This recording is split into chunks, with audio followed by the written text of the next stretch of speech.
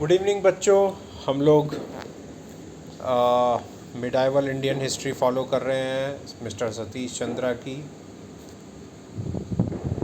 बच्चों अभी तक हम लोगों ने बहुत कुछ पढ़ा इसके बारे में, और जो चैप्टर हम लोग पढ़ रहे हैं, the struggle for domination in North India, the Palas यानी पाल वंश के बारे में हम लोग इसमें पढ़ेंगे।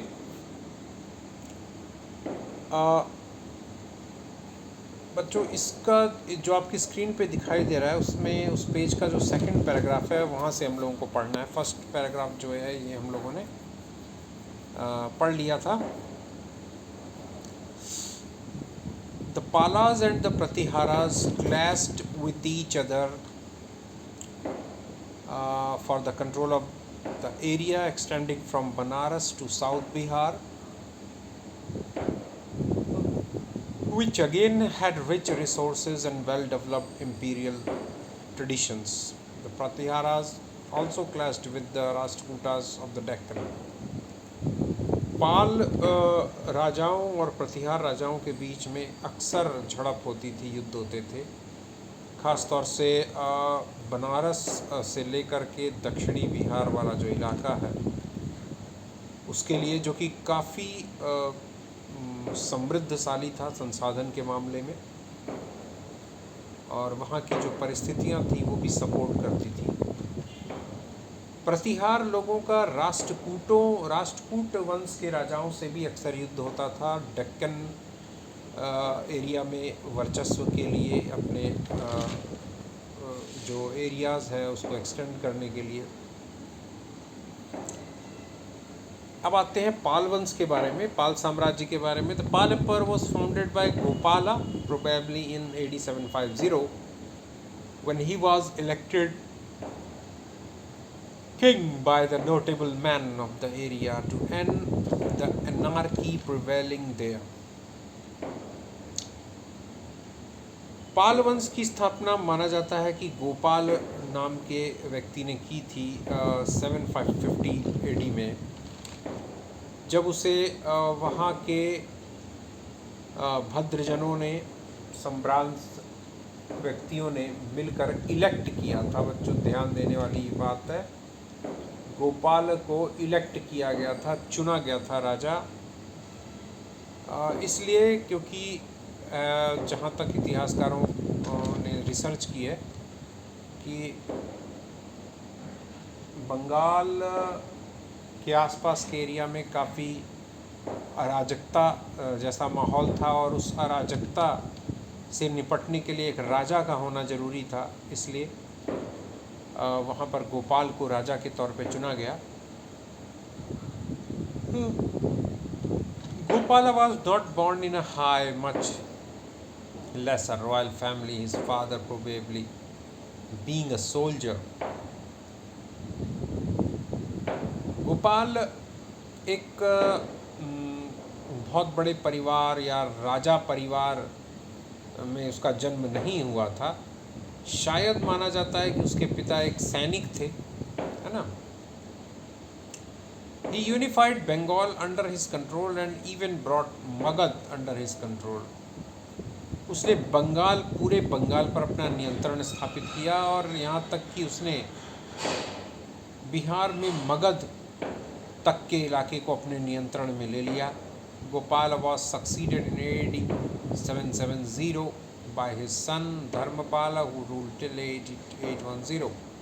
His reign was marked by a tri-party struggle between the Pala, the Pratihara and the Rashtrakuta for the control of Kannauj and North India. बच्चों गोपाल के मृत्यु के बाद AD 770 में गोपाल का बेटा धर्मपाल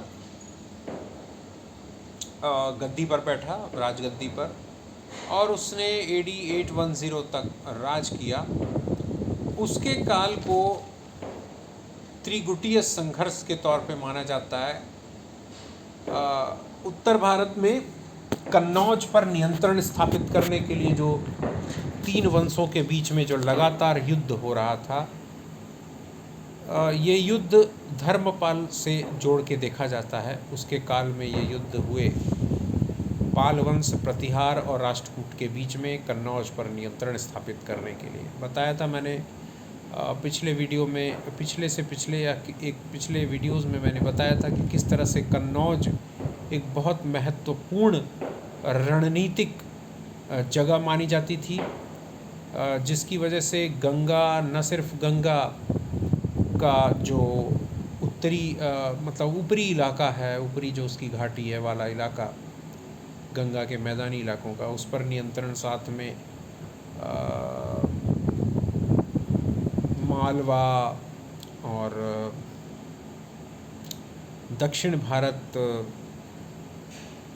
या ये कह लो कि मतलब उस पर उत्तर भारत पर नियंत्रण पूरा स्थापित करने के लिए कन्नौज एक बहुत ही स्ट्रेटेजिक पॉइंट माना जाता था। इसलिए, और न सिर्फ नियंत्रण वाली भी बात नहीं थी, वो रिसोर्सेज के मामले में भी, क्योंकि गंगा के घाटी वाले जो इलाके हैं उन पर नियंत्रण स्थापित करने का मतलब कि जो कृषि संसाधन हैं उस पर नियंत्रण स्थापित करना। और उस समय बच्चों कोई इंडस्ट्रीज़ तो थी नहीं, जो भी था, जो इकॉनमी थी वो मेनली मुझे लगता है 95% जो है वो एग्रीकल्चर पे बेस्ड थी, है ना। तो इस मामले में कन्नौज एक बहुत इम्पोर्टेंस था।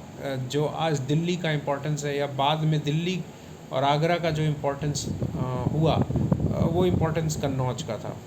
तो कन्नौज पर सभी लोग कब्जा करना चाहते थे। तो ये जो 3 राजवंश थे ये अक्सर भिड़े रहते थे। The Pratiharas ruler advanced upon God, but before a decision could be taken, the Pratihara ruler was defeated by the Rashtrakuta ruler.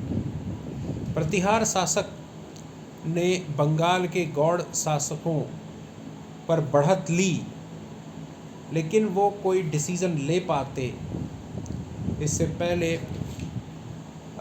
प्रतिहार वंश के उस राजा को राष्ट्रकूट वंश के राजा ध्रुव ने हरा दिया, and was forced to seek refuge in the desert of Rajasthan, और मजबूर कर दिया कि जो प्रतिहार रूलर है, प्रतिहार शासक है, वो राजस्थान के रेगिस्तानी इलाकों में जा कर के कहीं शरण ले।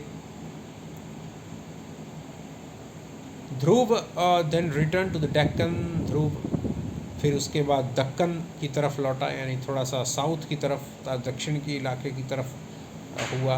This left the field free for Dharmapala, who occupied Kannauj and held a grand darbar which was attended by vassal rulers from Punjab, eastern Rajasthan etcetera. अब क्या हुआ बच्चों, ध्रुव एक शक्तिशाली राजा था राष्ट्रकूट वंश का, लेकिन वो दक्षिण भारत की तरफ मूव कर गया, उसका मूवमेंट हो गया, और इस बात का फ़ायदा बंगाल के पाल वंश के धर्मपाल ने उठाया। उसने कन्नौज पे कब्जा कर लिया, और कब्जा करके उसने एक बहुत विशाल दरबार लगाया। उस दरबार को में उपस्थिति दर्ज करने के लिए पंजाब और पूर्वी राजस्थान के जो शासक थे वो भी आए। We are told that the rule of Dharmapala extended up to the farthest limit of India in the northwest and perhaps included Malwa and Berar. बच्चों, ऐसा बताया जाता है कि धर्मपाल का जो विस्तार था राज्य का, वो बहुत बड़ा था। ये उत्तर पश्चिम में आप समझ लो कि मालवा और बरार तक फैला हुआ था। Apparently this implied that the rulers of these areas accepted suzerainty of Dharmapala, और ऐसा माना जाता है कि इन इलाकों के जो शासक थे उन्होंने जो सुपरमेसी है धर्मपाल की, जो अधीनता स्वीकार कर ली थी। बच्चों, ये छोटा सा वीडियो यहीं तक, और फिर आगे के पैराग्राफ को हम लोग नेक्स्ट वीडियो में बढ़ाएंगे। तब तक के लिए बच्चों गुड नाइट, सी यू।